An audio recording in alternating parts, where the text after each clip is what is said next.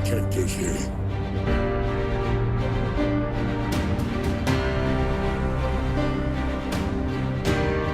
No lanterns. No Kryptonian. This world will fall. And welcome to episode 4 of CBM Voice Chat. My name is Neo, and I've got my podcasting partner here, AngryBlackManta, with me, and a special guest, Shingi70. AngryBlackManta, if you could just introduce yourself again really quick, or say hi. Hey, how's it going, guys? And Shingi, are you there? I think he's currently having technical difficulties, so instead of just having some dead air, we'll just go straight into our topic, our main topics, which basically revolve around this weekend's San Diego Comic-Con 2017 Warner Brothers panel and all of the surrounding news that kind of started before, during, and after it. So I guess, if you don't mind, we'd like to start off with the first topic, and it is about the recasting and or reshoots rumors that have been labeled in the Hollywood Reporter article that came out the day before on the Friday, stating that Ben Affleck was either being ushered or pushed out or being asked to leave the Batman role, or him essentially quitting. How do you feel about that? Well, I think we talked about it in the chat the other day when it came out, but I really didn't think that there was much to the news to begin with, because while the Hollywood Reporter is like a valid source, you know, because there's so many outlets that are just, it's just a bunch of clickbait and stuff like that there going on, unfounded rumors. So while they're pretty credible as a source, they didn't have a credible source themselves. I think it just said some source close to the movie or something like that. So from the beginning, I didn't really put much stock in it. Mm-hmm. Exactly. But did you notice the panic around the article first, or the actual article first, and then kind of made your judgment based on that? Because I felt like when I had heard about the news, it wasn't from the actual report itself, but from all the people on all the different various forums and chats that I frequented talking about it already. Oh no, I actually have like a bunch of notifications that come up whenever there's news and stuff. So I saw the article first, and then from a bunch of other sources that were reporting on it, were making their own videos talking about the news, and then I went into the Discord and started what we're saying. So yeah, I saw the news first. Yeah, you heard the news first, right? Okay, before kind of like it got spread around among all the various Reddit chats and other internet forums type of thing? Yeah. Okay. Yeah. I didn't really look at it or anything. Like, I just went through and I just looked to see if there was a source, and there wasn't, so I just didn't really pay much attention to it. Mm-hmm. But I just wanted to go see what other people were saying. Okay. Well, from what I've heard, the Hollywood Reporter has tended to be somewhat accurate with a lot of their scoops, especially when it came to stuff on the DC Extended Universe. And the one thing I did mention was that the Hollywood Reporter had posted that story about what was happening with the Suicide Squad movie, and about how there were a whole bunch of reshoots and tone changes, and how David Ayer only had 6 weeks to write. And do you think that, I guess a lot of people might have had, like, I guess, a similar worry that this possible report was also true, essentially? Sorry. Say that last part one more time. I'm hearing Raptor, I think. Yeah, Raptor he just wants to listen in. I don't know if he wants to essentially talk. But essentially what I'm asking is, do you feel that there was some, like, sense of almost truth to what was being stated because it came from an apparently reputable source, especially one that had posted that Suicide Squad story right before the release of the film, and which apparently turned out to be true? Well, I mean, like, I'm not gonna lie, anytime I see Ben Affleck's name pop up, my heart kind of jumps. Oh, yeah. There's been so much stuff with him. There's been so much drama. At first I freaked out a little bit inside, but, you know, I've been trying really hard to try and not get too involved or, you know, too emotional about news that comes out, because we've gone a pretty good stretch with just mainly good news with DC. So like I said, even though it was a credible source, the first thing I looked for was to see if they had a source, and they didn't. So I wasn't too worried after that. Yeah, exactly. Okay. My other question is, based on the rumor itself, how do you feel about potentially Ben Affleck leaving after, let's say, for example, Justice League? He does not stay on for the subsequent solo Matt Reeves film, and they cast somebody else, or otherwise he's sidelined. I don't think it's gonna happen. Yeah, me neither. It's kind of ridiculous. I think the studio would be burned to the ground. Yeah, exactly. It's one of those things, right? Like, Ben Affleck has been universally praised by a lot of people as saying he's one of the best parts of BVS, and it'd be crazy for a guy who's been such a hardcore fan of the character for so long that he wouldn't, I guess, be able to want to continue the role for at least the subsequent solo movie, even despite all of his like current problems. Because right now, I don't feel like he necessarily has to have those personal demons and issues that were keeping him down earlier on. Because it seems like he's doing great right now. So I don't know. Ever since the rehab news, it's been extremely positive for the most part. So, but yeah, I think the only thing. So I think that whole kind of period is kind of past, where he's kind of moved. Well, I guess apparently he's moved on from his divorce and kind of more centered now. So I think any of that, are kind of over at this point. Okay. Hey guys, can you hear me? Yeah, we can hear you. Alrighty, so now we've got our next guest, Shingi70. We've done a couple of podcasts together before, and I don't know if you were listening to us before, but I wanted to get your opinion on the Ben Affleck leaving or being ushered out of the Batman and subsequent DCEU rumors. And I think it's ushering out more than I think at one point he probably did want to leave, but really just he's well known to be a comics fan. And I truly do believe that he likes to play the character of Batman, and he really wanted to direct it and wants to roll. With all the stuff in his personal life, even if it's behind him at this point, I think it's Warner Brothers. I think they're kind of bullish on him. Oh, you mean as in like they're kind of like positively investing, like in his further involvement in the role? Yeah, but they're also it's like one foot out the door. I could see that. Yeah. They're gonna support him while they can, but at the same time, it's no. There's a reason why Getting ready for it. Being made. Mm-hmm. They're setting up those back doors for in case he leaves. Exactly. I know a lot of people are kind of angry about the whole.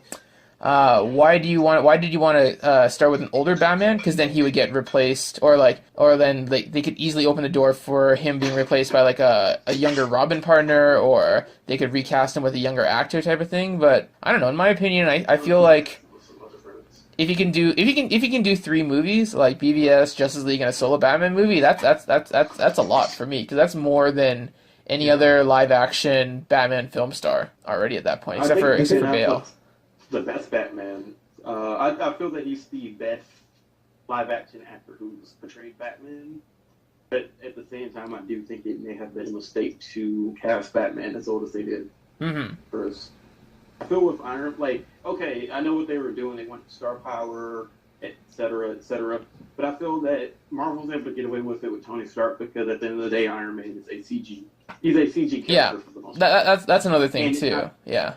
It's not a physically intensive role where, at some point, like 3 Batman and 2 Justice League movies in, Affleck, physically, you just wouldn't be able to buy it anymore. I don't know. I think really optimistic, but I think we got a good 10 years at least. Okay. Well, that sounds very optimistic, actually. 10 years is solid. Yeah, it's very optimistic, but I feel like he could be, I guess, another Tom Cruise who can just keep going for a long time. As long as he can keep himself clean and away from alcohol. Well, I think he can. Yeah, I think he's in a good place with that now, with his new girlfriend and stuff. The worst of his divorce and stuff is over, Exactly, so that's one thing. Yeah. Style clean, then I'm pretty optimistic about it. And him and his ex-wife seem to be on good terms, at the very least, so I hope, the divorce was, admissible, so it could, he seems to be getting the help he needs, Mm-hmm. Exactly. So honestly, with him leaving the Batman. Well, do you guys think he'll at least do a trilogy overall? Yeah, I think so. I think we'll get a trilogy. I think at the very least we'll get 3 Batman movies and Justice League 2. Wow. Okay. That's quite a bit. That'd be phenomenal. Actually, I would love to see that too. Yeah. And I know a lot of people are talking about Ben Affleck wanting to leave the role of Batman. Well, that's true.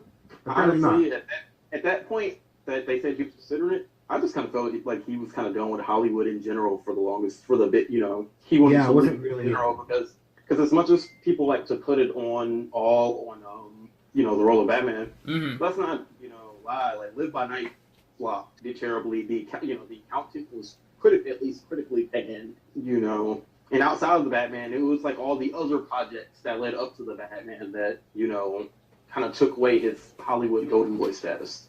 Mm-hmm. After Argo, he hasn't really been the same because, his other movies haven't been able to, I guess, succeed or be critically acclaimed the same way that Argo was. And I really think that Live by... Oh, go ahead. I'm trying to look for the article as well, or where the source came from, but I remember hearing Suicide Squad cast talk about how there was talk about how maybe the studio was telling him just to focus on Batman, and that was something he didn't like. He wanted to be able to do his own projects, and forcing him to stick with the role. Mm-hmm. I could totally understand that. Like, I mean, you just see guys like the Russos, where it's like the last almost 6 to 10 years, 6 to 8 years of their life have been the Marvel Cinematic Universe. Like, Whedon constantly complained about it, and that was the big point for Edgar Wright never even making his Marvel movie. So I could see how it would be even worse as an actor and director of those movies, Yeah. Exactly, yeah. Having all those hats in the same, filmmaking process. And it would kind of honestly probably get annoying if you're trying to, do the press tour for your new movie and instead of asking you about your creative process or, anything about your new movie, the first question out of them, nearly every journalist, mouth is like, but what about that Batman? I know, it's all, exactly. As he said, it's the greatest role in the world, and I don't think he should be surprised that so many people are asking him about it, because it's like one of the biggest, franchises in the world today. Yep. One of the biggest characters. Oh yeah, the character alone is massive. I'm just hoping that for casting an older Batman, because we still don't know much about their slate, or if they have some sort of DC Cinematic Universe Bible that you can they've written everything out with. My main fear with this is that in casting an older Batman, now they have to fill in a lot of blanks. Yeah. That's why. For me, it's mainly the Robin and Batman. It's mainly the Robin and Batgirl stuff, honestly. Or if they're going to explore his past as a character within the DCU. Level, Yeah, because at this level, just from what we know now, we don't really know if Bats have been Batgirl before or how they're going to cast her, younger, older, etc. But at the same time, we know that this Batman has had at least 2 Robins, Yeah. So. Well, I'm hoping that when he finally does end up stepping away from the role, that it's not a whole... the whole theory, I think the theory that was going around a lot when there was talk of him leaving was having Dick Grayson come in as Batman, and that's something I really don't want. I like Dick Bats. I kind of like Dick Bats. Yeah. There's been a couple of good comic book stories with him, yeah. I think he's great as a temporary Batman, but I think the role itself should be reserved for Bruce Wayne, and if he's leaving, then I think they should just kill off the character, which is kind of a bold thing to do, but that's what I would rather them do than have Dick Grayson be Batman. That would be an interesting take. My main thing with Grayson becoming Batman is that I do like Dick Bats. I do think there's plenty of stories you could tell with a Batman who isn't as obsessive, or haunted by his parents' death. Mm-hmm. But my major thing, especially with Dick Bats compared to regular Bruce, is that in a lot of ways Dick Grayson isn't Batman. He doesn't fit the role of Batman, which is why he came up with Nightwing is his legacy. Yeah, Nightwing is his thing that's able to do the best of both worlds, where Nightwing can haunt the night, but can also stand bright in the day, which Batman can't. And I'm not sure who outside of unless they did Dick Bats for one movie, theoretically the only 2 characters I kind of feel filling Batman out of the Robins is either Damian or Tim. Yeah. Okay. Those are really the only 2 options. I've always believed that they might go for a Batman Beyond type of thing where he steps out of the suit, but he stays on either in the Batcave or kind of retired as a mentor character to whoever the next he becomes the Alfred person would be. The next. Yeah, he'd be like the next. I would not be opposed to that. I don't know. It's a neat idea, but yeah, let's move beyond that particular topic because I think we've kind of covered it a good amount because we wanted to get into kind of the main meat of this particular episode, which is kind of our impressions and thoughts of the 2017 San Diego Comic-Con Warner Brothers Hall H panel. And overall, how did you guys like it? Just as an overall thing, was it something that you enjoyed watching or hearing about, or seeing the live blog about? Yeah, I was gonna say we didn't really get to watch it. That's sort of mixed emotions, I guess. Okay. We'll start. Yeah, we'll start one by one. Sorry, you go ahead, man. Yeah, like okay. I like. Oh yeah, okay. I liked it. It was. I went in with realistic expectations. Like Warner Brothers has had a reboot, like a soft like the DC side of Warner Brothers Studios has had a soft reboot internally and like in storyline wise. So with so many production issues and like rebooting, I kind of knew we wouldn't get much, but some logos and I was kind of expecting more directors to come out and maybe talk about their film or what they aim for stuff like Shazam or Justice League Dark. But beyond that Aquaman footage sounded awesome. I wish you guys had seen it, but Yeah, that exactly. That Justice League trailer was amazing. Okay. So yeah, that's kind of like a start. But let's start with the actual first thing that was shown at the panel, which was the release trailer and kind of like some information on Ready Player One. Have you guys ever read the book by any chance? I haven't. Now, do you guys have read it? Okay, you guys don't want to know my thoughts on the book because honestly, I seriously disliked it. But then I watched that trailer.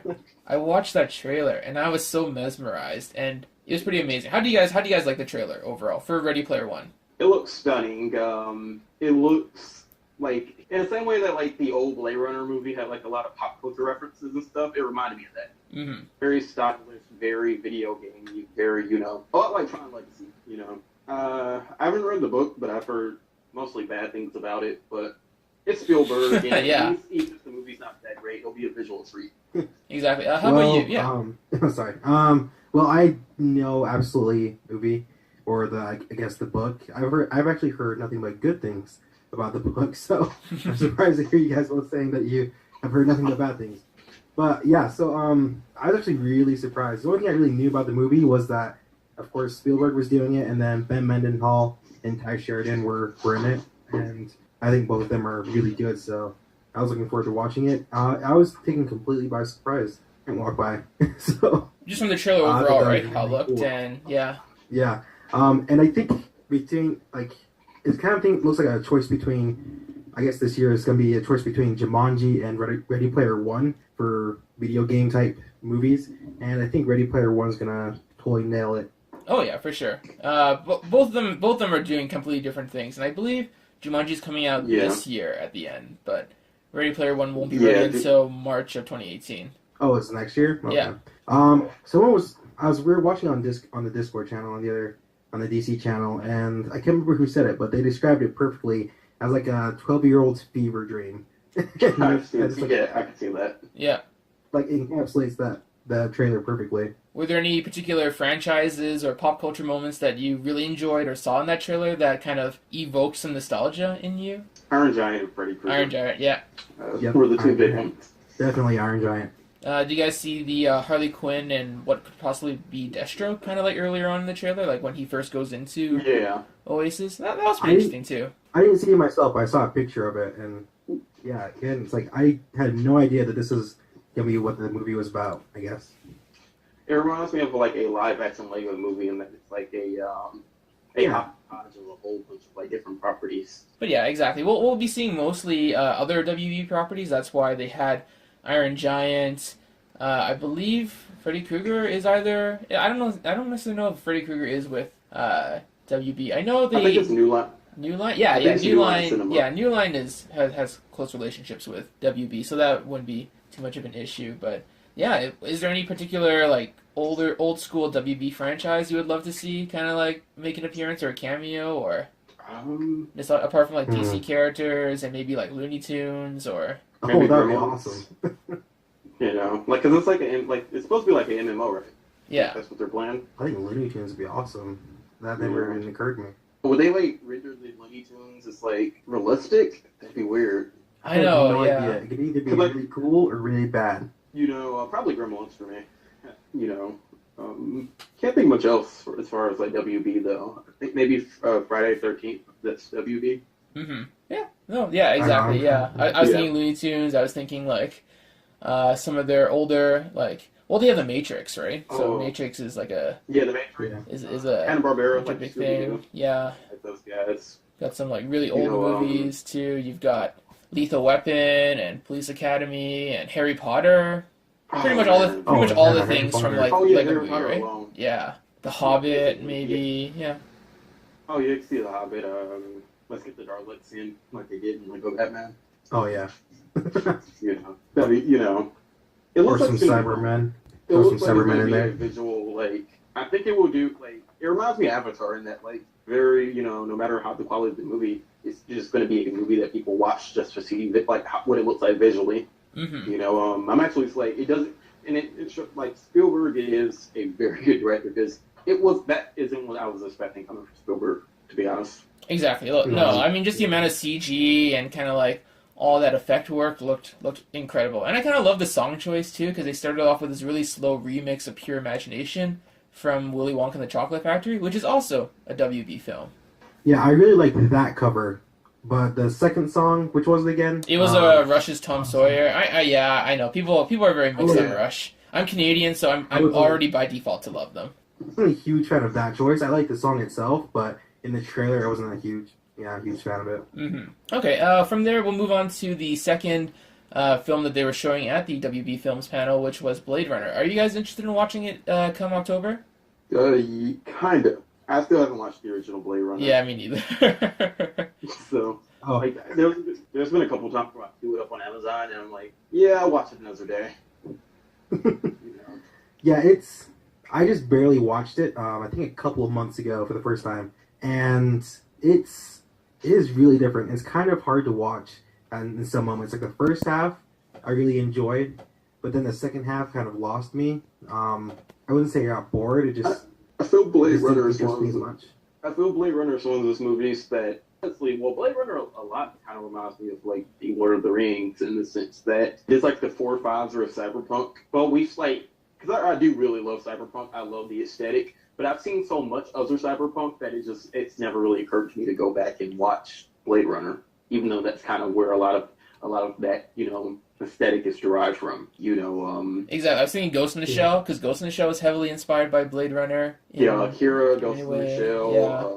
Was Alien pre Blade Runner? I don't believe so, but yeah, that's always a possibility. But that whole like hardcore sci-fi type of like idea too is like everything's super pneumatic, like rusted out, cybercorp, mega corporations own everything.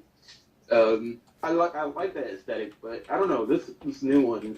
I'm kind of iffy on them bringing Ford back. Do you guys have any faith in the director Denis Villeneuve and Ridley Scott being an executive producer with Harrison Ford returning? That's what gives me the most excited about it is the director and who's producing it. Other than that, I don't think I would be. Yeah, I would say the director he hasn't made a bad film yet, and I hopefully he doesn't fall into that trick that a lot of like uber fanboys when they actually get to direct or work on a project they like when it's so slavish to the original that it doesn't separate itself or becomes a bit hollow. Yeah, I could kind of I could see the concern. I don't really think they should have brought, and I'm concerned about Ford because I don't really think they should have brought Ford back. And clearly Ford, like Harrison Ford, does not give a shit at all. He hasn't like. Even though he, thinks it, he does have an affinity for Han Solo. Like, he loves him some Indiana Jones. He loves to play Indiana Jones. Lower on the rung, you have Han Solo, which he gave just enough to, like, make that a really good performance in Force Awakens. I think he really cares about his, about Blade Runner as much as his other films. His other two big, genre movie films. Mm-hmm. I think he does care a little bit more now because I think he genuinely enjoyed the experience of coming back to Star Wars. So I feel like up until Comic-Con, really against it, but then once he saw the fans and all of that, I think he got really on board. And I think he's a little bit more. I don't know. It's kind of a weird thing where I think he wants to revisit all these things because he likes the appreciation from the fans again. But at the same time, I don't want him to do that. I kind of feel like I think he just doesn't like. Oh, go ahead. I was thinking that he's rebooting all of his old franchises just so he can kill off his characters, so they don't have to ask him back to come back anymore because he's getting old and tired of doing the same stuff over and over again. Yeah, I mean, you can appreciate him for doing that. They pay him a buttload of money. He gets killed off the character. The only I still think he doesn't like the actual press tour part of any of these films at all. Mm-hmm. Like, I don't think he really wanted to be there at the Comic-Con convention and stuff. Even though he really enjoyed, filming Star Wars and stuff. I think the most heartfelt you saw him this year was when he did the panel of Star Wars Celebration, which no one thought he'd do in the first place. I'm not really worried about, because I'm a bit worried about, if he cares enough to bring his A game. I'm mostly worried about him as Indiana Jones. That's neither here or there. Oh yeah, I totally forgot about that. I'd rather forgot that coming back. They should just treat Indy like James Bond, psycho actors. But I don't understand what he could do with Indiana Jones. I know he loves the character, and that's the character he wishes he could have played a lot more. But I don't understand what you could do being like 70. Yeah, So. I'd rather they just leave it and then just kind of move on to Uncharted and let that take over the genre. Oh yeah, but yeah, Blade Runner looks cool. The Atari stuff was, it looks visually, like I said, just like the movie before, it looks visually amazing. It's a great director, so I think it's going to be good. I think it has a lot of weight on its shoulders following such a cult movie, but at the same time, I feel that Blade Runner is unknown. It's just unknown enough that 2048 can make it smart to the general populace, at least. Mm-hmm. I just feel like it'll probably be a critical success, but it probably won't make too much money because it feels like it's been so long since the original Blade Runner film, which I can let you guys know came after the original Alien film by Ridley Scott. They're pretty close together, but yeah, it'll probably make a decent amount of money, but unless it has zero or not that great of a competition, I don't see it doing too well. But yeah, at the same time, I don't think Blade Runner will have too much trouble, I guess, attracting people who either love the original franchise, love the films of Denis Villeneuve, or are kind of like film geeks because of his strong pedigree so far.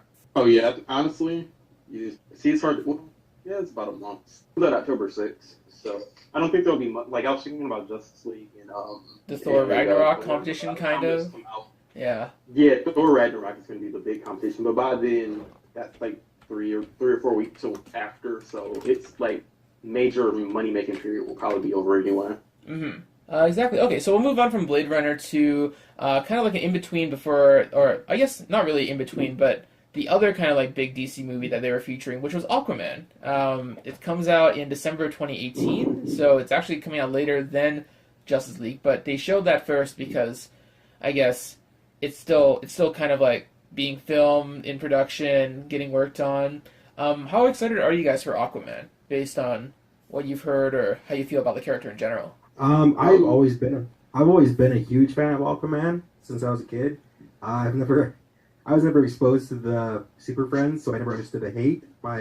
So he is one of my favorite characters. I'm super excited for what they can do with this movie. We talked about it a little bit last time. I think James Wan is a really good choice. How he's talked about having a lot of fun with it, making it an adventure, but also adding that horror aspect to it that he can do so well. Mm-hmm. But then on the other side, I'm a little afraid because I absolutely did not like Fast and Furious 7. I thought it was terrible.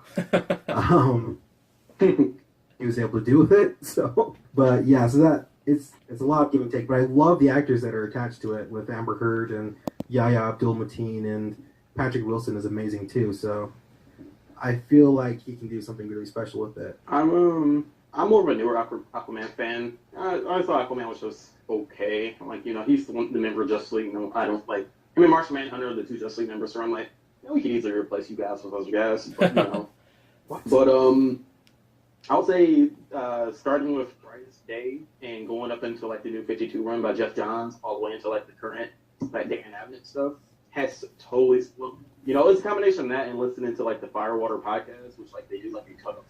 Aquaman is one of the spotlight characters, so like it's between that and that. Like Aquaman, and more so than Aquaman, Mera has like up to like one of my favorite characters.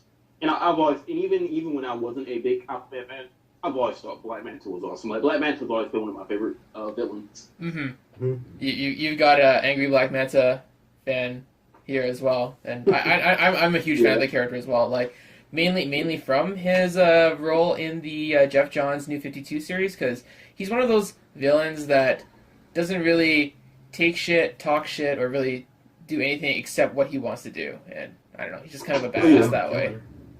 Well, yeah, I've always liked the idea that like I know they have the retcon of like, I mean, Jeff Johns' whole thing was like they kind of kill each other's dads, so they hate each other. But I've always had a soft spot for the original Black Manta thing, where like people say the Aquaman thing is Black Manta's kind of a dick. Like, it's like on such a personal level that he's like, yeah, no, I'm going to dedicate my life to shouldn't like ruining your day. Yeah, and people forget how like much of a monster this guy is, because in the old version, he actually killed his son, Aquaman's son. Oh yeah, yeah, like an infant. one of my favorite comic panels ever since I've seen it on Gab. He kills Aquaman's son, which in turn causes Mera to leave Aquaman and like he from his wife. There's a scene where Aquaman is like at the United Nations during a Justice League book, like addressing it. Black Manta just comes up with his whole squad, comes out of cell, goes like, "Hey Arthur, how's the wife and kid?" They're like, you're just the right amount of big bastard. I love you. That level of trolling is pretty legendary. Well, what did he think it was Brightest Day, where he cut off his hand again, and he's like, "Come on, should be used to that by now." Yes, like, or I love the way they played it in Justice. How they played, how much they played Black Manta in Young Justice. Where like he spoke in third person a lot, Yeah. Like Manta will secure himself, and you're like, bro, you just refer to yourself as Manta. This might be a bit of a spoiler, but have any of you guys read Black Manta in the new Suicide Squad series, which is kind of like the kind of like in a New 52 series, where he kind of joins the Suicide Squad, and that's one of my favorite arcs. He joins a cult because he's supposed to infiltrate it and kind of like take it down, but he becomes so devoted to them that he betrays the team, and then this is kind of like one of like the best things ever. He betrays the cult because they're not as devoted to the religion as he is, so that he gets pretty mad too. Oh man. That run of Suicide Squad is great. Like, they do so many great things with Black Manta. Like, the idea that after Forever Evil, he gets pardoned for all his crimes, and he doesn't have anything to do, so the first thing he does is go commit a crime so he gets arrested again. Yeah. Because, he's like, well, Aquaman is, I guess I'm a good guy now. Aquaman's nothing to do. So he gets put in the Suicide Squad because he feels that he has a sentence to pay, and he needs to be able to help as much as he can. Only to realize that the Suicide Squad is a bunch of incompetents. He tries to leave, and they're like, no, you can't leave. No, yeah. What did you no, you just, what did you think? And he's all like, wait, what? They're like, we gave you your pardon. You decided to hold up a store. What is wrong with you? And he just showed up in the current Teen Titans. The last issue of the current Teen Titans, he showed up to confront his son. Oh. Yeah, because of I guess Jackson Hyde from the Young Justice series is kind of making his appearance in the comics for the first time, type of thing, right? Yeah, he's also a big favorite of mine as well. Yeah, he's finally showed up in the comics in the current, the past 3 or 4 issues. Like, he's finally showed up, and turns out his mom is Atlantean, and Aquaman's come to take his. Black Manta's come to take his son. Yeah, I'm a little disappointed about how they've changed it, because I really like what they did with the Brightest Day, about how he really doesn't care that he has a child or anything like that. He just wants to mess with Aquaman. But his son is, that means the first run in. Yeah, but back to the film. I think he has the capacity to be one of the best comic book villains we've seen yet. We've stated he can be funny, he can be terrifying. He's just like that. He can be anything really. And if he's in Black Panther was a bad. Yeah, exactly. As long as he retains his his badass nature all throughout, almost like Darth Vader-ish. He's hyper-competent. Yeah, he's hyper-competent. He's a master combatant, master strategist. He's always good at fighting. Like, he's what Black Panther is if he was a villain for the most part. This film is going to be stacked though. Like, not only do we have Russell Master and Black Manta, but we also have the Trench. Like, I'm in both. Like, we have Vocal in there. Like, I'm really wondering, like, is it going to be an adaptation of Dawn of Atlantis? I know that they said it's flashbacky, or some parts will be before, some parts will be after Justice League. So I'm waiting for Mera. I think Mera's. Oh, go ahead. Sorry, I'm hoping that they keep because this has been a topic of discussion as well. But I'm hoping they keep the costumes from Justice League for Mera, because I really like that design that Michael Wilkinson did. It looks so comic accurate, yeah. They have the 2 designs. They have her in that battle armor thing from Justice League, and they have like that more comic swimsuit accurate. I think Justice League, I think you could do both, honestly, if you kind of tie it to different situations. Well, my theory is that it's a flashback, the one that we've seen the pictures for in Aquaman with the the less armored version, and then she becomes a queen, and she has the Like the full the regalia, armor- she the has like armor the type one, crown. Yeah, Yeah. Well, Yeah. I can see that working, and I could probably see them doing a wink and a nod thing where towards the end of the movie they don't have like the royal armor, so like they put on suits that are comic accurate. Yeah. It's like, oh, this is the only thing we have left, to go fight Orman. That'd be Kind of cool. like how the Throne of Atlantis movie had the thing where he puts on the old king's armor, but it takes like half of the actual armor he puts off. He's just wearing a costume. Mhm. Mira is what I want to see most. Like, I'm hoping that Mira turns out to be a member of the Justice League. And that. Oh, the I Unite mean- the Seventh, she's the seventh type of thing? Yeah, because, I mean, she seems to be in it enough. She's in it enough that she's getting like 2 pop Funkos for the movie. I know, that's what I was And thinking she's- too. She gets oh, really? Funko Pops, yeah.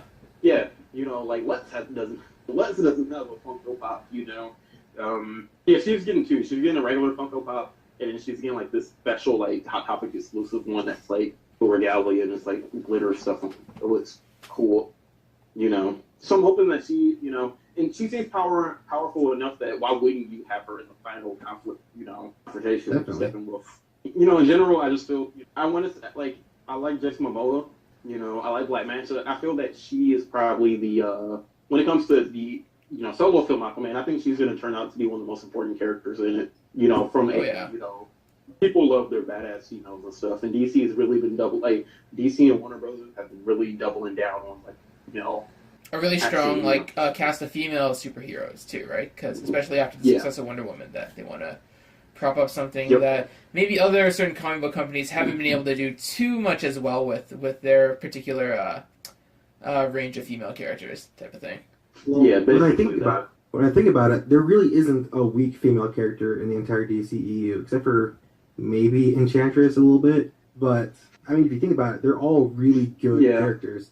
I really hope that they can do that with Mira, because in the comic books, they really have developed her into this. She's not even like a sidekick or anything. She's just like a true partner. Where Oh yeah, she's a queen. Like even in the Aquaman comic book, even though it's called Aquaman, she's a main character as much as he is in the book. yeah, She gets her I own love plot, she gets her own plot line. She has her own disagreements. Mara's one of the characters that I could easily see a Mara book or a Mara solo film working as much as an Aquaman film could. yeah, And she has a cool power set that the whole water kinesis that he can't do. There's a lot to mine from her too. If it turns out, if they go the route that she's from Zebel, like in the comics. Mm-hmm. Didn't they They confirm are. something that one of the characters is going to be Nereus, who's like the former king of Zebel? That's going to make an appearance in the Aquaman movie or something like that I've heard. yeah. Dolph Lundgren. I can see that. What did you? Yeah, I want to say they did. What do you guys think of that leaked action figure that showed Momoa in like the traditional orange and green Aquaman costume? I don't think it's real. I'm not the biggest fan of it. It doesn't match kind of like the way that he looks. I like his armor in Justice League. I just feel like Yeah. it's gonna be hard to get a good explanation for why he decides to wear the orange and green. Like it's almost too much of a throwback to the Silver Age. But at the same time, I could see it working if they could explain that maybe the armor was like something from his ancestors, or if it has magical properties, or if it works better underwater for any particular reason. Like maybe, but otherwise, I'm not too impressed. Well, what it looks Yeah. like is from the last trailer, or I guess this trailer actually, because we have that footage that Zach showed of them creating the water effect and Jason's swimming or whatever on set, and it looks like the statue that he's swimming up to actually has that same armor. So I'm wondering if that's just him picking it up. Take me. You mean like he could like pick it up? He wouldn't actually wear it, but you would see it and it'd be like a nod to his comic book origins. Well, no, I think it's wearing the armor that he wears later in Justice League. Oh, okay. It looks like the same armor. Okay. And so I really hope that they stick with that, because I think it has more character than the fish scale action figure looking one. Exactly. Yeah. Because it mirrors the same tattoos on his body. Yeah, I'm open for like it's hard to say because like I'm just Aquaman is. I wish they would show the footage. I know that's the thing I wanted to ask you guys. Like, how did you feel about seeing all the descriptions of the footage that we've kind of weren't able to see if we weren't at the I panel? felt really good about it. I'm fine with it. It sounds like because we saw that picture that leaked, and it sounds like it's mostly just a glimpse of that, and just some. I don't think it's a huge loss. Just the kind of like the idea of out of the ocean, there's like 100 people riding sharks on the way to the shore. That to me just sounds incredible right there. Yeah, I mean that's it's nuts because aspects that's just so cool about Aquaman is that he controls 3/4 of the entire planet, and that potential to show different cultures underwater and how they could maybe mirror the surface world. That's a lot of work for James Wan. Yeah, like the it's just as alien as outer space. You know, the underwater. The deep blue sea. Yeah. Where the You know, trench so live there's type like of thing. yeah, so like there's a ton that they could mine as far as crazy Cthulhu monsters. Crazy Cthulhu monsters like magic. They could do the tie-in that all the guys. Ares thought he killed all the guys, but like Poseidon got away. Like there's so much you can do with Aquaman. Yeah. I just kind of hope I hope he says outrageous. Oh yeah, that'd be amazing. That's one of Yeah. that's one of like the most. You know. That's one of his most like famous memes from the modern age. That from his role in Batman: Brave and the Bold. And I really Yeah. want to see how they tie in the bad boy cowboy. I'm surf rat. I'm surf. It's a bat cool with like heavy. It's the head that wears the crown. Yeah. Because I'm guessing that during the time of Justice League, he's either been exiled from Atlantis because it seems like he's doing most of the stuff on land. So I don't know if Orm has already taken over at this point. He just happens to go to Atlantis because the world is ending, so I might I don't have a choice. Yeah. Yeah. It's a weird thing because like being a big fan of the character, I really want to see a true to the comic, true to the source material version of him. But I also really like what they've done with Momoa and the whole surfer dude persona. So I really hope that they can bring out the best of both worlds. Yeah, I think a good middle ground. The one thing I do kind of hope they do is for this is a problem that I think a lot of Aquaman comics in general, or a lot of characters who are in that vein of Aquaman. I think Black Panther has this problem a lot. Balancing the superhero and the king, like balancing like the like very political heavy elements of being a king, but also balancing this guy dressed up, calls himself Aquaman, and punches monsters in the face type of thing. Like, the movie I want to see like a big balance of them doing both. Yes.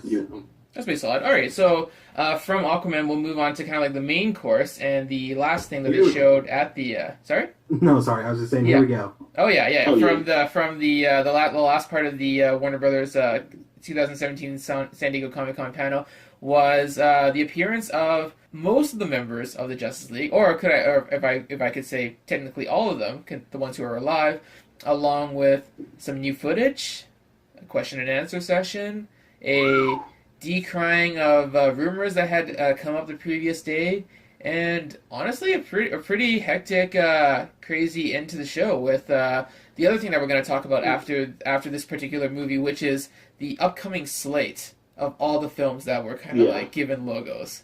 So let's just talk about the film first, Justice League, coming out in November, and how you guys felt about the trailer, or kind of like the teaser that they showed. I didn't really get a sense of like the big, since everyone's is the big talk.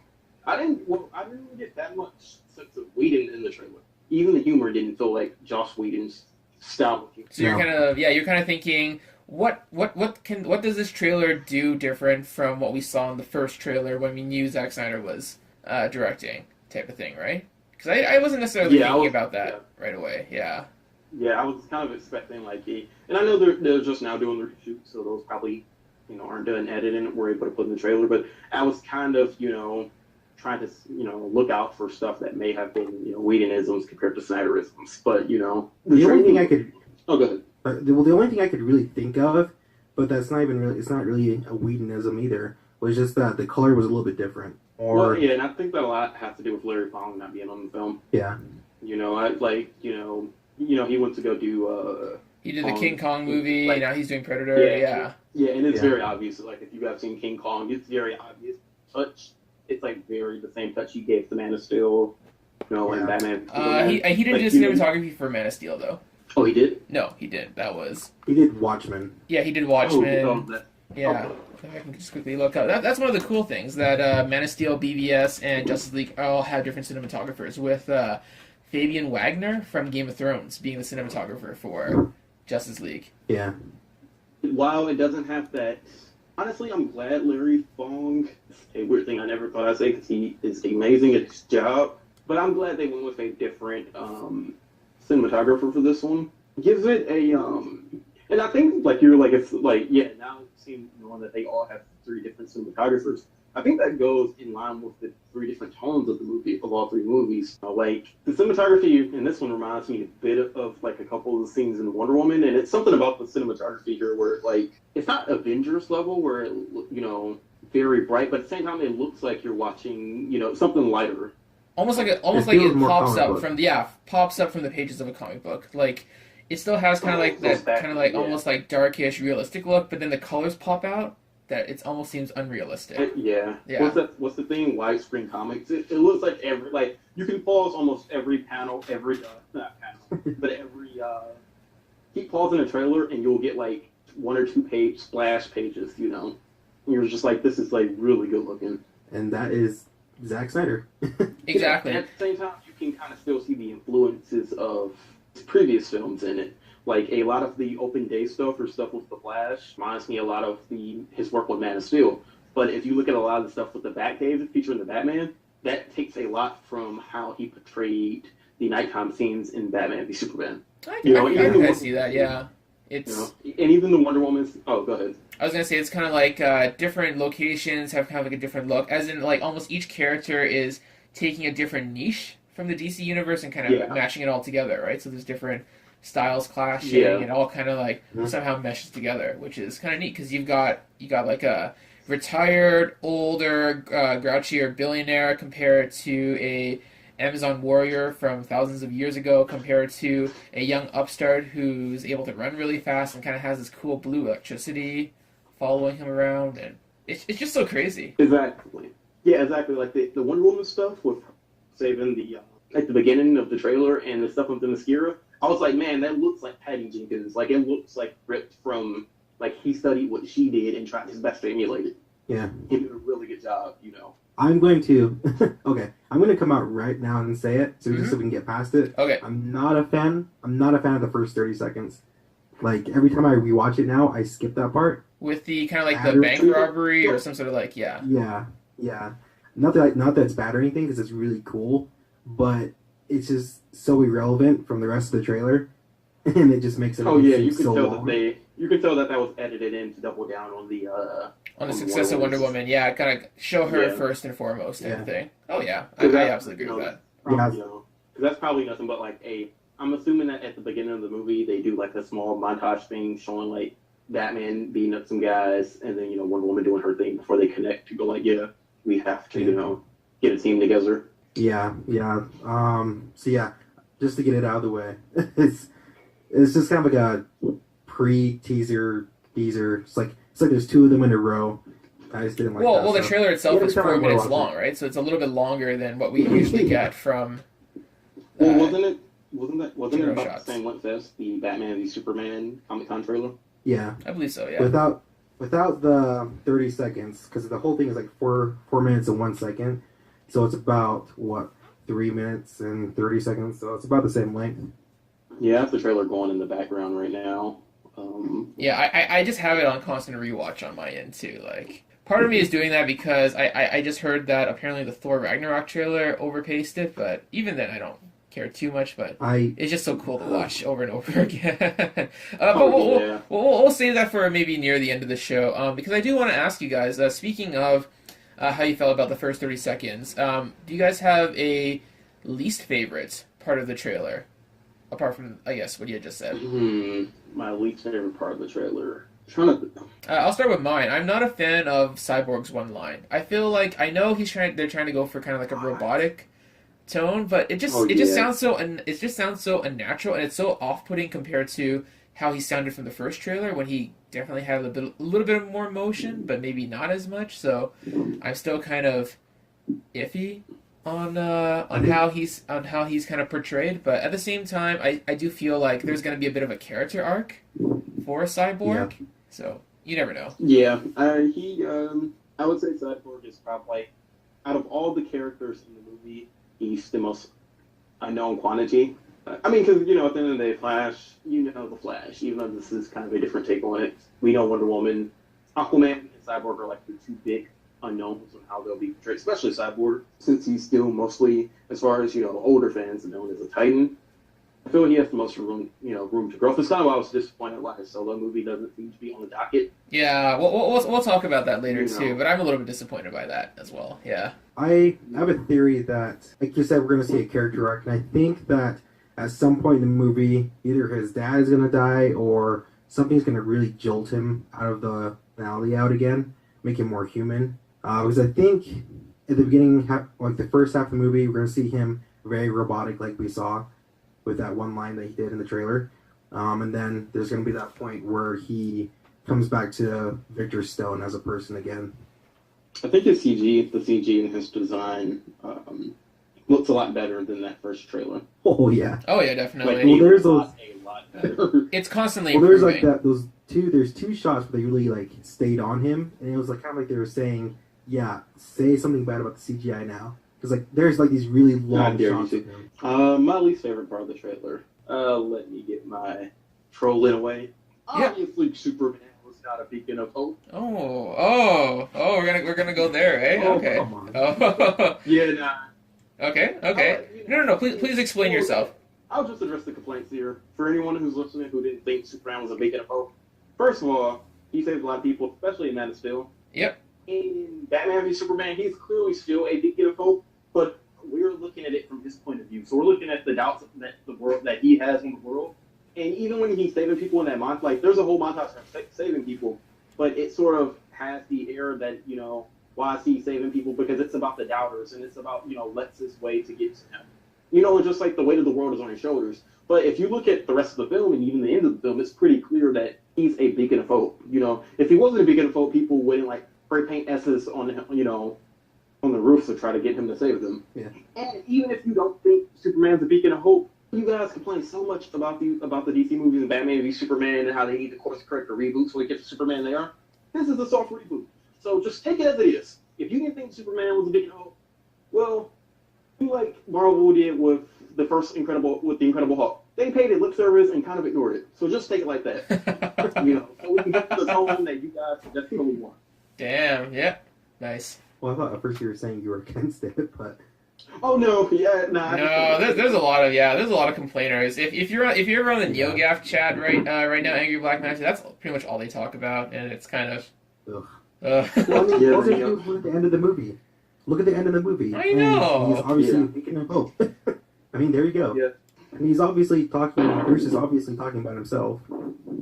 Oh yeah, I don't know, like it. I'm not, I don't understand what people wanted. As far as that line would be, like they're building up Superman coming back and being like this huge beacon of hope, and like I'm sorry he wasn't saving cats out the trees, out the trees and stuff, but I mean it's not like Captain America's a big beacon of hope in those movies. If anything, he's murdered. Yeah, he's an entitled jackass who skirts the law to get his boyfriend wet. oh my gosh. Like, man, I was up with Evans, and I was team Cap all the way to Civil War, and I was like, to be fair, Bucky did kill a ton of people, and you did keep Tony's parents being killed a secret from him. Yeah, I'm right with you there. Yeah, I love Chris Evans' Captain America right up until Civil War. Yeah, my major part of the movie is that we're supposed to identify. Well, on a small tangent, we're supposed to identify with Chris Evans, his Captain America in Civil War. But my problem is that towards the middle of the movie, he's no longer fighting for the Superhero Registration Act. All the other characters, are still under the pretense that they're fighting for the Superhero Registration Act. When secretly, he's putting all these people's lives at risk, like Ant-Man, who just met him, so he could save his friend. Okay, Shingi, I need to have you on the subreddit chat so you can talk to Hank.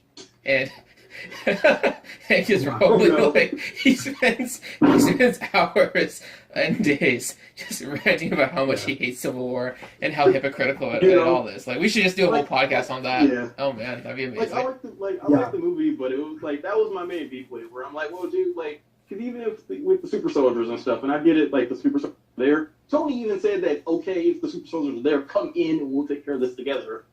And Bucky will get a fair trial. See, I am like completely opposite. Where I'm all Captain America, and I was completely for everything he was doing, basically. Awesome. And it's like, I'm getting pissed at Tony Stark because he's blowing up planes and just like, totally ignoring everything that he was talking about opening. Well, yeah. Well, that's the thing. It's two sides of like a very shitty coin. Do you want to go with the guy who's like taking his work feet, or do you want to go with the asshole who's taking like a 15-year-old to a war zone? So Oh boy.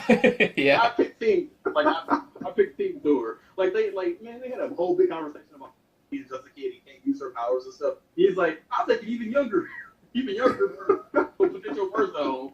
I feel like at this point you should be on Team Zemo, if anything. Like, it feels like even though his plot and motivations were really thin, at least it was a reason, yeah, or at least it kind of. No, I'm on Black Panther's team because he's not really on a team. Oh yeah, he just wants to, he just wants to he kill was just Bucky. like, you about to get that ass whooping you want? Yeah, he was like, you about to get you were running, And I felt like at least with Batman v Superman, they did a better job of going like, no, clearly like. Even if the actual cut, you really see that, like, look, it's kind of an off-kilter asshole. Like, yeah, what's wrong with this guy? Yeah. You're cutting out. He's a broken individual, Exactly. Okay, well, before we get too far off topic, I do want to ask you guys, before we go to our last topic, what was your favorite moment of the Justice League trailer? Do you guys have like a single shot, a single moment, a single idea that you both really loved or that you guys really enjoyed or seeing in general?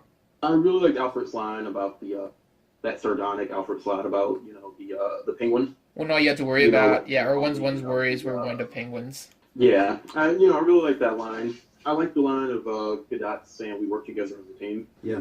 Gal, saying we should work better as a team. I don't know. The trailer had like a lot of really good moments. Okay, well, yeah, my single favorite, or you can go ahead.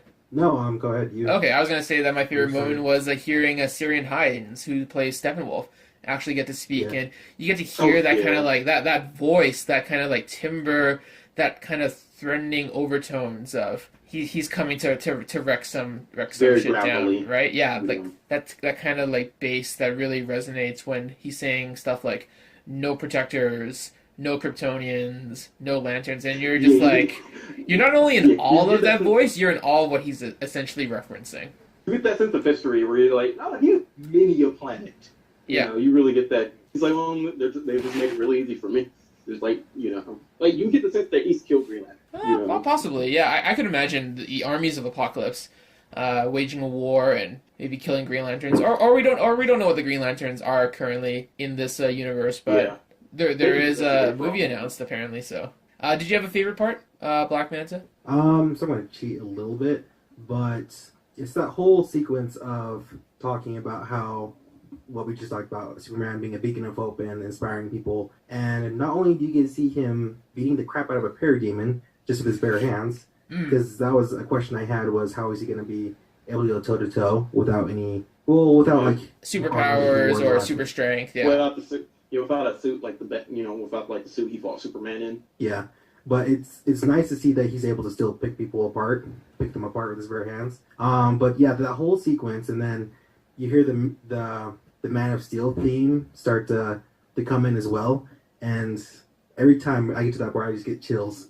Yeah, if I had to do a definitive favorite moment, it's during that montage with the Man of Steel, and they show members are it's Wonder Woman, Aquaman, Cyborg, and Flash, and they're standing in front of the Superman grave, what it looks like the Superman grave, like a monument thing in Metropolis, and they're looking up.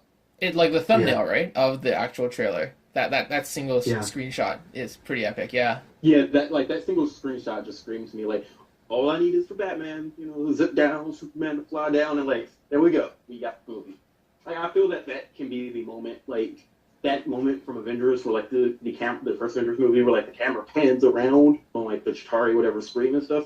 I feel like that will probably be that moment. But I'm assuming that's at the same time that either Batman is trying to revive Clark or Superman has come back, right? So I guess are we all in agreement that Superman's presence does kind of make a show at the end of the trailer?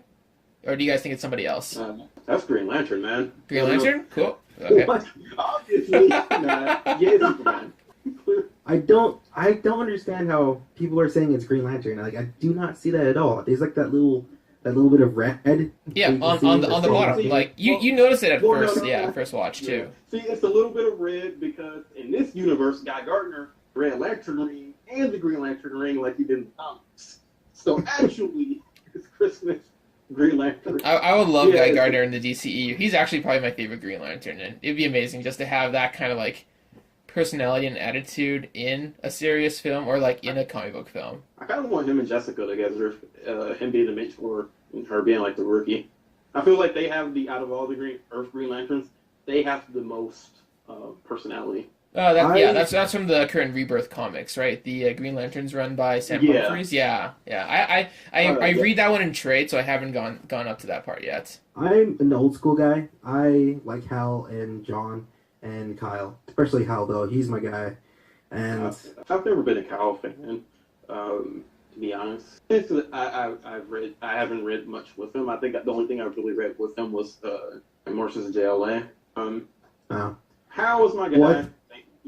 But well, I think it was just because I relate to him a lot because I'm also really into drawing and comic books and stuff, and I think he was the Lantern that was around in the Justice League when I was a kid. For me, it's John Stewart. Like most of my Justice League knowledge and DC fanboyism came from like Smallville and the DC animated stuff. So like the Justice League cartoon, John being such a big part of that, he would be my choice for the Red Lantern. If I had to pick who I wanted to be in the movie in Justice League, it'd be John. Oh yeah, definitely. I still like Guy because I read all of the Justice League International books when they came out, and I remember when I was really young, I read I Can't Believe It's Not the Justice League. That was great. And there was that. I think there was that Peter Tomasi run as well.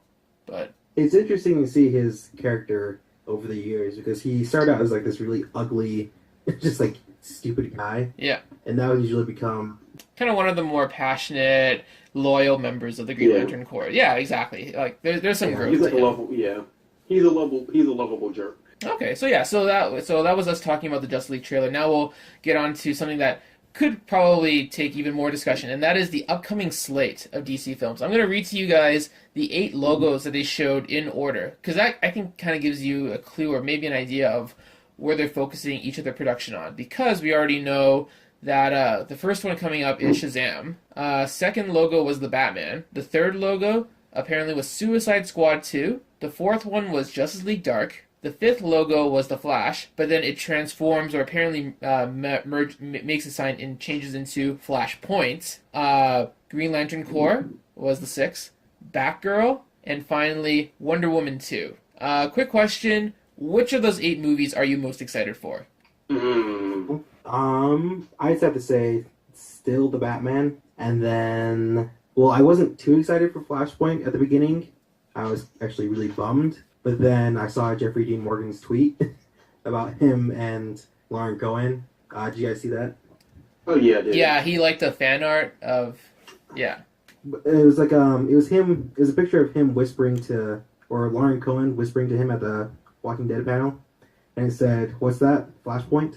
Yeah. Okay. Is that what you're thinking about? I was thinking about him apparently liking an Instagram post of fan art of him and Lauren Cohen as Thomas and Martha kneeling in the rain after their son gets shot. I saw that too. My favorite, out of the what was announced, Shazam and then Justice League, the 2 big, like the ones I'm looking for. Like I would say Shazam and Justice League Dark. Yeah.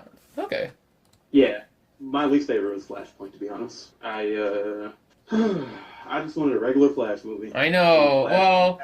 There's been rumors that maybe there's going to be a solo Flash movie and then a Flashpoint movie, or some people are saying there's going to be 2 separate things, but I don't know. I feel like it's probably just going to be the one Flashpoint movie. I'm not, I understand that whatever Flashpoint will be, it will probably be very different compared to in the comics. So, like, it won't be as, like, a giant reboot. Even Johns, when he was writing Flashpoint, he wasn't writing Flashpoint to be a intro into New 52 or flashback. It's just Dio and Lee really push the New 52 and push a reboot. The Flashpoint was actually supposed to turn into a Flash family book. Yeah, it was supposed to be like a single event that develops. Yeah, the Flash family. Into like a couple. Yeah, like it was supposed to lead into like the main it wasn't ever supposed to be a reboot. So with that in mind, I'm kind of, but at the same time, with the DCEU and stuff, I don't necessarily want to see like a 2 hour long Elseworlds tale. That's only somewhat tangibly connected to the other stuff. I mean, Flashpoint Batman and stuff is cool. It's a great story. At the same time, I'd rather much see like Captain Cold fighting the Flash. Yeah, I'd rather have seen a Rogues film as well, just because of like Yeah.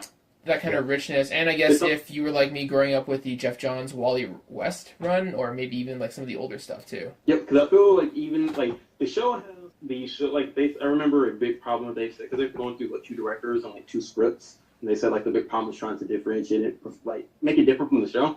I feel the Rogues make it different because I feel that despite the fact that the Rogues are in the show, outside of like Zoom and the other speedsters, the Rogues themselves have been like poorly utilized in the show. Or at least they haven't been utilized to their, Yeah. Oh yeah. I think the only ones that have been utilized well are Weather Wizard and Captain Cold. Yeah.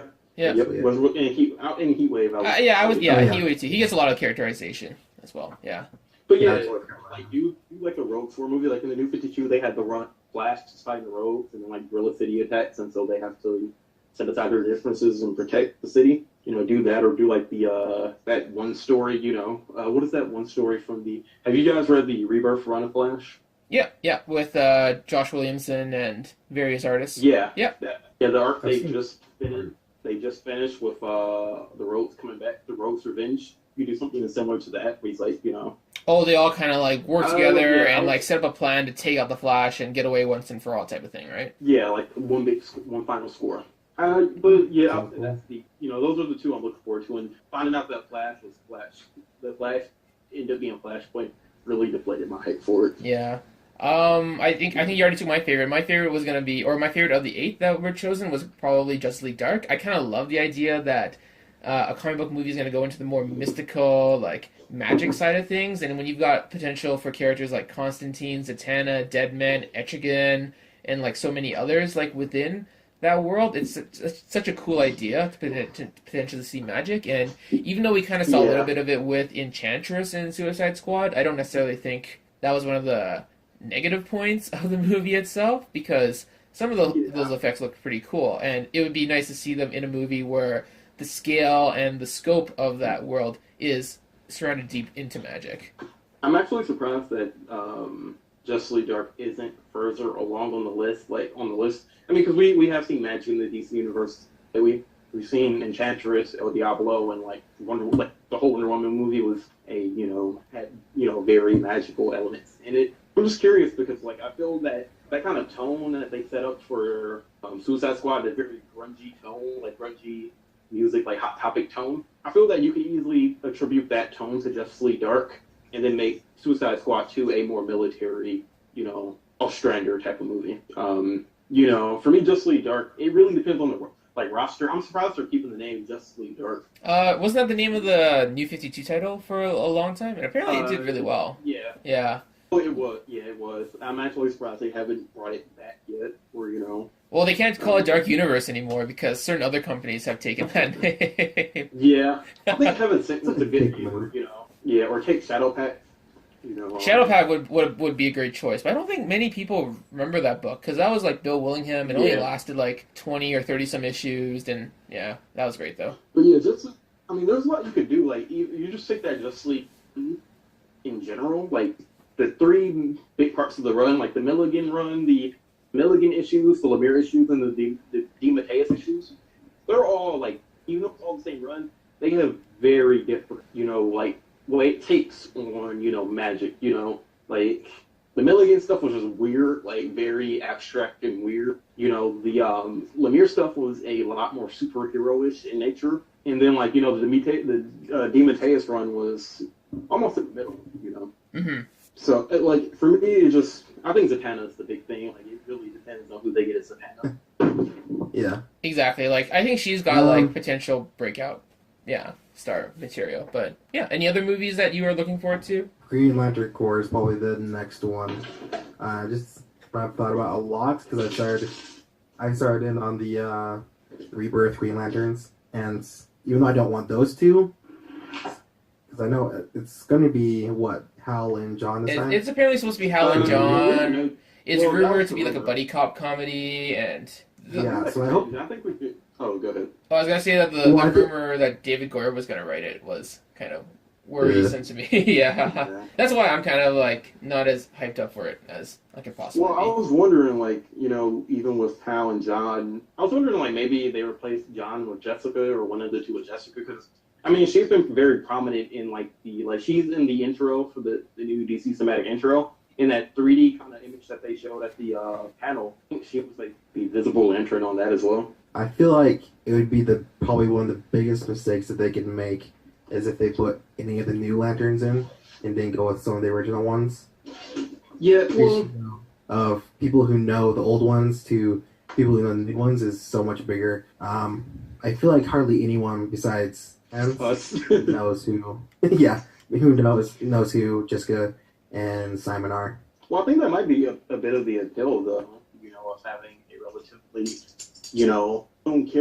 unknown super character compared to, someone that, all you really I do guess. is all you really do is need the big mentor, to be the known quantity. And it's interesting, because we really don't know much about the movie, but I assume, like, Batman, this will have a lot of implied history. We may find out more about that in Justice League, but the fact that they, make a reference of no lanterns makes me wonder if, like, did someone get the ring and was sent out to space? Has Abinzer actually died? Is there a Green Lantern Corps? Yeah, They exactly. could be Like doing- what happens to the Green Lantern Corps? Does it exist, or what's Yeah, the because kind for of all we know, we're status? dealing with the type of history where Hal and the Parallax stuff already happened, and the movie is about reinstating the Corps. So which I'd love. I'd love to have a Green Lantern movie where it turns out Hal's the villain. Oh, like Shades of Emerald Twilight, or what was it, Emerald Dawn? Yeah. Yeah, that'd be pretty insane. I just feel like with Jeff Johns at the helm, it's gonna be Hal and somebody else for sure, because that Yeah. Jeff really, really, really loves his Silver Age Green Lantern and Oh, yeah. Flash. Yeah, it's a little bit disappointing. I don't know. I'm I surprised for Flashpoint that even though it is a Jeff Johns release, I was a bit surprised that they would go into the cosmic well versus doing a very classic rogue story. I feel like if any two lanterns would have like a great like dynamic with each other, it'd be John Stewart and Guy Gardner. Just because like they have such different kind of personalities, and if you guys have read the Peter Tomasi Patrick Gleason run with them in Green Lantern Corps, Yeah. like those are some of like I guess some of the best modern day Green Lantern stuff outside, of course, of the Jeff Johns run. What do you guys think of Shazam being the that should be starting to film next year, early next year. We should probably start getting casting announcements forward, like in the next couple months. Yeah, I was kind of That would hoping be- that would be announced, like, that would have been announced at the panel, especially since we had heard about it going into production a couple of days earlier, but they're probably still, like, keeping that under wraps, or my suggestion was that they would make it into, like, a one-day thing where, like, maybe, like, on an anniversary of Shazam in particular, they would announce who was going to play the role and how it was going to look. Who do you think? Who do you like? Who would you want for Shazam? I would want Derek Thiller. He's one of the bigger names that's been. Well, he's not a big name, but he's one of the main names that fan casts have been put out there. Besides John Cena, who I do not want. See, I want John Cena. John Cena or No. Channing Tatum for me. I think John Cena I would've works seen perfectly, that. though. I want former Smallville Aquaman. Yeah, I well, just feel like no, he's a no. big enough guy. Oh, yeah. Nice enough, Alan yeah. Richardson. Alan Richardson or something, yeah. Yeah. Well, yeah, he played Yeah, he Aquaman. Yeah, I would say he has that like I feel you need someone with like comedic timing who's a big guy, So for me, it was either like Alan Richardson or Channing Tatum. And it feels like, yeah, Channing Tatum is pretty busy with stuff too, though he'd be a good choice too. Yeah. No, I mainly went with Cena because like mainly, Cena versus The Rock was like a big thing. They like did 2 matches at WWE for like Cena versus Rock, and having Black Panther, having Black Adam versus Shazam with both of them would obviously lead into like a third trilogy of them two. Yeah, it would definitely And, attract like, the hardcore I think wrestling crowd. I think Cena's a pretty funny guy with good comedic timing. And my only thing with Cena is that I feel like the movie will probably get it would get too indulgent with the meta-ness where it's like, Yeah. of like it being John Cena and stuff, of like, he's watching John Cena on TV, so, subconsciously that's why Shazam looks like John Cena type of. I just feel like that Yeah. kind of like wrestling stuff wouldn't really fit in what it's supposed to be like what's kind of supposed to be like a kids film, because Shazam has always kind of like been portrayed as like a coming of age story or like a kid's wish fulfillment fantasy story with a young Billy Batson becoming an adult, kind of like that. To be fair, to be fair, a 12-year-old fulfillment, like a 12-year-old boy, wish fulfillment fantasy, put the toy aisles and stuff in different stores. Wrestling isn't far off. In fact, that could be a hilarious thing where like he decides to promo against the villain like he's a wrestler, and it's like, yeah, that really doesn't work. You doing type of deal. My stealth prediction: Superman is going to be in the Shazam movie. Oh yeah, that'd be cool. Well, yeah. How do you guys feel? Yeah. Sorry, you go ahead. Oh, I was just gonna say I used to be really into wrestling as a kid, but it's like whatever now. But I don't know. This is really unpopular opinion, but I really don't care about The Rock, so I don't really care. Yeah, I'm really bored with him right now. So, but yeah, so the whole wrestling aspect and all that, the meta references really doesn't appeal to me. But having Superman come in would be, I'm on the fence about it. Because on one hand, it'd be really cool to have him be in there as like a mentor or something. But then on the other hand, I really want him to be able to figure things out for himself or have the wizard as his mentor. It's the homecoming issue, between where how much space would you want a mentor character taking over, Superman, like especially with Superman and stuff, when they're like such similar characters as far as power sets. I thought the story Black Shazam, Superman First Lightning did a good job at. You're referring to the animated short cartoon, right? When they kind of work together to fight Black Adam. Yeah. Or is that a comic? I don't remember, to be honest. It was both. Okay. Okay. But I mean, and we've kind of heard that The Rock won't be in the movie at all, which good. I really don't mind. I like Black Adam, but man, if I don't think Black Adam is Shazam's most boring villain, because at the end of the day he's palette swap Shazam. I think like Mr. Mind, Dr. Savannah, and all like the crazy Silver Age, like weird monsters and stuff, like Monster Society. The Monster League, yeah, they'd be like an interesting choice. Yeah, for they're a solo film. Yeah, I feel them and Dr. Savannah. Like I could my perfect Shazam film would be a lighthearted, family-friendly movie that still happens to take place in DC. You've been Affleck and all those, but like it is very apparent of like the Silver Age weirdness because it's a kids movie, Like I would want to like cheesy in the best way possible.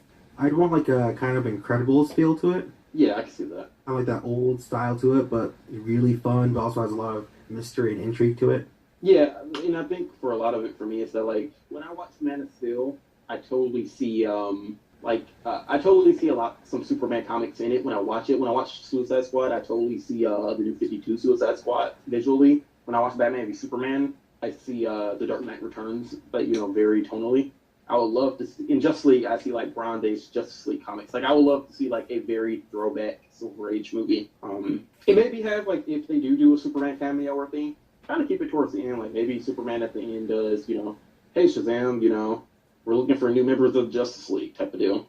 That'd be perfect. Oh yeah, like he would be a member, but first he would have his like own niche to fill. He would have his own villains to fight, and well, I guess kind of be connected to the DC universe in some way, but not necessarily go full Spider-Man Homecoming where he gets a older character to come mentor him. Because I don't feel that's kind of like the normal thing for people who read Shazam or Captain Marvel comics back in the day. Like you're supposed to have Talkie Tawny. You're supposed to have the talking tiger to help him out, right? Yeah, we need the talking tiger.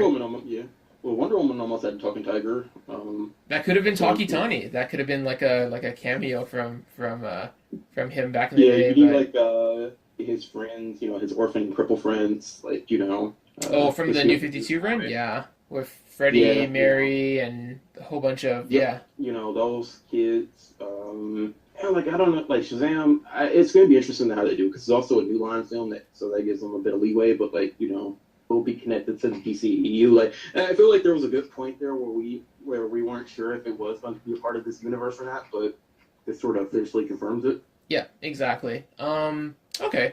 Any movies you're also are there any movies that you're kind of wishing would get announced on the slate, or that you were wondering why haven't they been mentioned yet? I was a little surprised about Nightwing. Yeah, I was wondering about that too, because Nightwing and Gotham City Sirens, which apparently is still with David Ayer to attach to direct. Wasn't shown at all. I Yeah, really, those were the two. Mm-hmm. yeah, I was also, well, I also opinion, but I was also wondering why Black Adam hadn't been put up there as well, but I really don't care. But same thing with Gotham City Sirens. I've never read the comic book or anything, and the only character that really interests me is Catwoman. So I'm really happy to see her. So that was also a little weird to not see that up there. But the one that surprised me the most was Nightwing, since they officially announce Christian Bale as the... Yeah, they did. Yeah, he's officially announced. So yeah, that is a little weird since they have a director for it. Yeah. I was actually surprised that wasn't fast tracked, considering that he directed The Lego Batman movie, you know, kind of, yeah, yeah. Lego Batman. It was such a big deal, and Robin, like Dick Grayson, was like the point of view character in that movie, like the main focus of that movie in a lot of ways. That they didn't, straight up announce any Nightwing film. For me, the big one is Man of Steel 2, or like whatever the new Superman movie. I totally understand that they're super committed to the whole. Nah, folks. Oh yeah, he's not around anymore. That's why they got to form the Justice League. But yeah, absolutely. Yeah, gotta pick up the slack. I really want to see a new Superman movie. Outside of Superman, not getting a movie. I don't know, Firestorm or somebody. Like, I don't like, the characters I really like, but I know they won't probably get a solo movie. So, I really want to see a Plastic. Green Arrow, Black Canary, be coming or something. yeah, I wish they could do like some short films or something, because I feel that there are a ton of characters who may not necessarily get a whole movie, but you could do like a nice 15-minute short within the universe, like the old Marvel one shots they would do. Sorry. There's another thought occurred to me. I would really like to see a Deathstroke movie. Oh yeah, Deathstroke. I Yeah. thought that was in the no, that was Deadshot. Deadshot. Yeah, it was rumored. But yeah, I mean, I think he could could hold a movie by himself. Oh, definitely. Like, if you had any other character that hasn't had a movie or hasn't been in the cinematic universe yet, and you could make a solo movie for them, who would it be? A single character or a team? In either character or team. Not necessarily for a live action movie, but I've always wanted to see the Metal Men kind of come back, because I feel like they would be amazing as not just like a family friendly adventure type of story, but they're also kind of science based, and they're always like explaining different properties in chemistry and physics. So they'd be like educational for the kids too, and it would kind of be that cool movie that attracts a lot of the nerds and the people who like action movies. But I don't know. I feel like they would probably work better as an animated thing, if anything. I can see that. For me, it's mainly two. Honestly, probably my two favorite comic concepts. Firestorm. I would love to see Firestorm movie, and The Outsiders. I would say The Outsiders are my favorite superhero team. Even more so than like Justice League or like JSA. Kind of the old school team with Katana, Halo, Black Lightning, Geoforce. Yep, that original Mike W. Bar team. That'd be pretty cool. Black Manta, do you have any favorites? It's like the two I mentioned was with Deathstroke or Green Arrow / Black Canary. But also, oh man, I totally just forgot it. Yeah, no worries. Yeah. Either of those, I think, could be really, really well done, especially with killing it. And as far as comic books, as far as I've read with Green Arrow, I haven't visited his comic books in a while, but if you haven't read Rebirth Deathstroke, that's out right now. That's one of the best books from DC right now. Yeah, absolutely. Yeah. No. Yeah. I read that all the time. That's amazing. Okay. Yeah. So we'll probably kind of like wind down because it's already past, I think, like an hour and a half on the recording end. Though, of course, with all the editing, it'll probably go down a little bit. I just want to ask: are there any other news from San Diego Comic-Con you guys are in particular excited for, or wish they had talked about more, or they just want to kind of like mention, kind of here at the end? The Terrifics by Jeff Lemire, Ivan Reese, and Dot Sainer. No one's going to make it. If Marvel's not going to make it a Fantastic Four book, I'm glad someone is. And in general, I feel that DC is doing a better job at celebrating Jack Kirby's 100th anniversary than Marvel has at all. So I would say it's that, and that Infinity War trailer was super dope. Oh, with the potato cam? Because I don't think it's been officially released yet. But yeah, I saw that too. I have you now, potato. Mm-hmm. Black Manta, do you have any favorite news or other things that you kind of wanted to bring up before we wind it down for the night? Well, I did remember the other one. It was a movie about the Hawks. So Hawkman and Hawkgirl.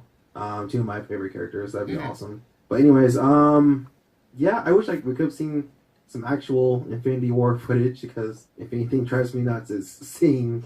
I'll watch it. I'll totally watch it. But yeah, seeing that pirated footage. So again, I wish Marvel would have put out some more stuff instead of just Yeah, Mhm. leaving us with potatoes. You know? Exactly, yeah. The thing I wanted to mention was from the DC animated panel, they've announced kind of like the new animated films that are be coming out for this year and next year. They're going to start off with after the Batman and Harley Quinn movie with Batman Gotham by Gaslight, which is kind of like a telling of the Batman Yeah. story in Victorian England. So it's like super Yeah, steampunk. steampunk. Followed by a new Suicide Squad movie, which apparently is going to be separate from the Assault on Arkham movie that came out a few years ago. And Yeah, finally, the Squad movie is going to be in the same universe as like the Teen Titans and Justice League. Yeah, it's those gonna be in that- Justice League movies. exactly in that Oh, particular cool. continuity. And then finally with a two-part Death of Superman and Reign of the Superman, which is interesting because that was compressed into the very first DC animated movie that came out like probably over 10 years ago at this point. But yeah. Death of Superman really doesn't hold up that well because I mean at the end of the day it's like, look, we have the crappy Justice League. Of course they're going to job. So it's like a really cool fight panel. But I'm more interested in the Return of Superman stuff, like the stuff with like Metropolis Kid, Steel, the Eradicator. I thought that I still think that Superman is an okay story, but I feel that the Return of Superman is very overshadowed when I feel it's overall a better story than Death of Superman. Yeah. mhm. Well, and who was? I think it was the editor that was the editor at the time that story came out that said that BVS did it right. That Doomsday is just the catalyst. The whole death is just the catalyst for the whole The rebirth. Return. I think, Yeah. well, yeah, and I think that's the thing. And I feel like this kind of feels like they're addressing all those people who thought they did it wrong in the movie, and like, hey, here's a movie about it done right, I guess. But I will watch the crap out of it. I love that story. Yeah, So I like that they're going the route. I really like how they did the Dark Knight Returns films when that was two parts. Yeah, exactly. Kind of like So for yeah. each of the major plot So like I points. have a lot of faith in these two, and I'm glad that even though they're finally branching out to more famous storylines, that we can eventually become animated film. Well, I don't know. I love that, but I don't know how they'd be able to replicate that Alex Well, Ross yeah. art. Like that's almost impossible. Like if they can't do Killing Joke, Well, I have no Yeah, way of belief. Yeah, I was gonna say they did a terrible job. It would be a lot. It I would be still have voice work is okay. Well, I think Conor Roy is phoned it in. I thought he was okay. I feel Conor Roy. It's weird because I think he's really good in Justice League Action. Man, I think he's terrible in the Arkham games. I never even liked the original story. Like I have it and I read it and I was like not enjoying it at all, and I have no desire to watch the animated movie because it just looks bad There's and some- it's so there's some how they weird. work. Yeah. I saw it in theaters. I saw it when they had the limited engagement in theaters with some friends. Hamill is the best part about it. I just like Killing Joke as a story now because especially since the Reaper. I think the best part of Killing Joke is like the artwork and like maybe that one panel, like that one monologue towards the end about like the just like the book and law and justice and stuff. But for the most part, Killing Joke is yeah. Young Justice. Oh, go ahead. It might be heresy, but I've never been a huge fan of Alan Moore. So the whole animated what? I feel like he's very Okay. hit and miss for me as well. Like some stories, I said I could understand. yeah, I was gonna say half of his stories are really good, half of his stories are like complete garbage, especially as of late. Yeah. So it never really appealed to me a great deal to see the movie, and then especially after all the stuff that I heard about it. So Yeah. Out of his DC work, Killing Joke, I feel that Killing Joke personally is the worst. I'd say Teen Titans versus. Oh no, I'm talking about Alan Moore's work. Oh yeah, um, of his general like Like, DC out of- work. Oh, what Yeah. would be his worst? I just keep getting Yeah. flashbacks to League of Extraordinary Gentlemen after the first two volumes. Those are all terrible. I read them all. Oh, you didn't now. like the crazy Harry Potter's the Antichrist? Yes, I did not like that. Actually, that part was hilarious, but it was wow. I don't know. How far?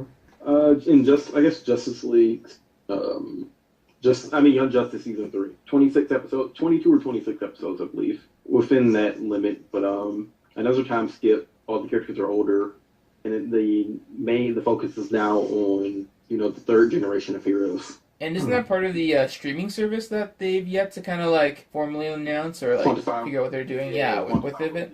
Because honestly, at this point, I don't think comics are going to be a part of this streaming service, which would be really disappointing. I don't feel like they necessarily need to though, because it feels like their back issues always seem to sell well on Comicsology, and Yeah, they do but pretty well. Yeah, like, me I want too. a pretty 2.0 to be able to catch up with like a lot of the older stuff, like that Norm Brayfogle, like Bronze Age, like Silver and Bronze Age stuff that like no, they've been collecting a lot of that stuff in the omnibuses, but I feel like some sort of Marvel Unlimited that's just for like legacy content. Me at least will be like, I love to like go through like the Golden Age, like or Silver Age, Adam Strange stuff, and we didn't hear anything about Titans, which I was a bit about. Yeah, the Titans live action show. They've kind of announced that it was only going to be like 10 episodes or something like that, very limited, but we have an idea of who the cast is supposed to be, or like which members are going to be part of the team. I'd be really excited. I'm really excited for that. Everything except for the Berlanti part, but. Oh, you're not kind of Berlanti. I was. It's not that he doesn't eat. It's not like that he's bad or anything. It's just like I'm tired of seeing that formula. For all of the So CW shows, yeah. So I I'm was really excited hoping- for. I'm excited for Black Lightning. Even though it is technically a Berlanti show, it's not his show run. Like he's not having as much involvement with it as once. Yeah. Well, that's good to hear. But yeah, I was just really hoping to see another name, to see someone else's take just completely with Jeff Johns. So, but Yeah. I'm still super excited for it. I can't believe it's happening. And did you guys see that animated trailer for the Freedom Fighters cartoon? Wait, there's a Freedom Fighters cartoon? No Yeah, way. it's coming. No way. It's coming to the CWC. It's gonna be like one of the little short 30-minute things like Bitsin was. That's so cool. Wait, that's awesome. Yeah. Yeah, Uncle Sam and Yeah. what? Yeah, oh yeah. Hey, And Human Bomb. Wait, They're on a Phantom they're on Lady? a base fighting like Nazi Flash and stuff. It looks cool. what? Okay, no, I gotta finish this up and watch that right away because that sounds amazing. And if it's animated, I'm all in. I love those like short DC cartoons. I know they're doing one for Constantine, voiced by Matt Ryan. Yeah. Well, it sounds good, guys. Yeah, we'll probably. Are there any other last things that you guys want to say before we kind of wrap up for the night? Oh no, that was about it. I would like to ask you guys one more question. If there was any person or anybody or anything that you'd like to see kind of like join the DCEU, who or what would it be? Firestorm. Firestorm, nice. He's my favorite. Well, yeah, he's my favorite character. So. Are you talking just character or actor? I was actually thinking actor. More like which actor would you like to play a role in the DCEU type of thing? Like who would you want to play Firestorm? Yeah. Oh, that's hard. Which Firestorm? I prefer the original. I prefer Ronnie and Professor Stein. There you go. Ooh, that's hard though. Like, who would I want to be, Professor Stein or Ronnie? For Ronnie, I'd probably pick an actor like probably have to cast a bit younger, but like someone like Steven, like I don't know, Steven Yeun or someone like someone very younger. Yeah. As far as like Stein, it's hard because I think Victor Garber is like near perfect in the role. Maybe like a George Clooney. Oh wow. Go like way out of field. If not him, then there was one. It was an older actor. I can't think of who it was who hasn't been in a superhero movie yet. Like he's in that kind of Russell Crowe genre of actor, like Russell Crowe. Now he's like an older dad actor type of guy. I can't think of who it is. Who was it? Donald Lawrence Logue, Fishburne. yeah. I think Lawrence Fishburne would have made a really good, Bernardi Perry. I think he would be a good Professor Stein as well. But I would say those would be my two, and then I would say that that's who I would kind of want. Maybe somebody like Michael Fassbender is. As who? Sorry. Oh, just in general. Oh, just in general as an actor? Yeah. Someone like this, My choice, I was kind of thinking about this just now, but I'd really love to see Michael J. Fox play Plastic Man. Because I feel like he's got that kind of like wiry voice and kind of like that cool like persona that would really fit in with the character. But maybe if he was like younger, but you never know. I was not expecting either of those. I love Plastic Man, yeah. For Ronnie. Yeah. John Boyega is Ronnie. Ooh, okay. Very nice. What about you, Black Manta? Do you have any particular casting choices? Mine aren't as original as yours are. Well, I just want Charlie Hunnam as Green Arrow, Catherine Winnick as Black Canary. Mm-hmm. Oh yeah. That would be perfect. After He King had Arthur, anything after to- King Arthur, I want Charlie Hunnam for anything in the DCEU. Like, he'd be perfect Yes. for any of those roles. And I do feel bad for King Arthur not doing that well because I love that movie. And Oh I yeah, hope they make a director's cut. it doesn't seem like it. Like, I think it has to be a little bit more successful to warrant adding those scenes in. But I'm pretty sure there are deleted scenes in the Blu-ray announcement. Well, he said that it was like Batman v Superman. Said it was like half an hour of the movie cut out. I know, yeah, but we'll see. The movie comes out, I believe, in the beginning of August. So coming up. Sweet. and I will say it's also what's the name too. Like, doesn't Guy Pearce have like a lot of clout? Guy Ritchie, No. you mean the director? Oh yeah, Guy Ritchie. Thinking of Guy Pearce. Let's hope so. Yeah, hopefully. Like I love to see a director's cut or like an extended edition. You Cool. know, if not that, it's like I don't know. It's hard picking actors or actresses who I really want to see. And maybe what's her name? Jane Levi is that girl. I've heard that name kind of like mentioned, but I have no idea who she is, to be honest. But I'm sure she'd be a great choice. Did you ever see the Evil Dead reboot? Nope. Okay, yeah, she was in that, and she was in like some ABC show. Okay. You know, That sounds pretty good, guys. maybe like, oh yeah. Yeah. Okay. All right. So I guess on that note, we're probably just gonna take it easy for the night, and I gotta figure out how to edit this whole behemoth put it all together, and add some music. All right. Very, very, very, very last thing. What comic book movie comes up in your head right now? Hello. Oh, I was gonna ask you guys what comic book movie just pops up in your head right now. Right now, Spider-Man 2. Spider-Man 2. Okay. And for you, AngryBlackManta. All right. I got disconnected for a second. Oh, no worries. I was gonna ask what comic book movie pops up in your head right now. Just in general. Now I'm thinking Spider-Man. So Spider-Man. Okay, Spider-Man. That's what I'm gonna make the music for the episode. So Oh, that's so random. Yeah. I just kind of like throw in stuff. So yeah. Alrighty, guys. That was episode. I think it's. Are we at 5? No, we're at 4 of the CBM voice chat, and this has been Neophant with AngryBlackManta and Shingi as guests. And come back next time where we'll talk about probably more just other random crazy comic book stuff. Cool. Guys. Yeah.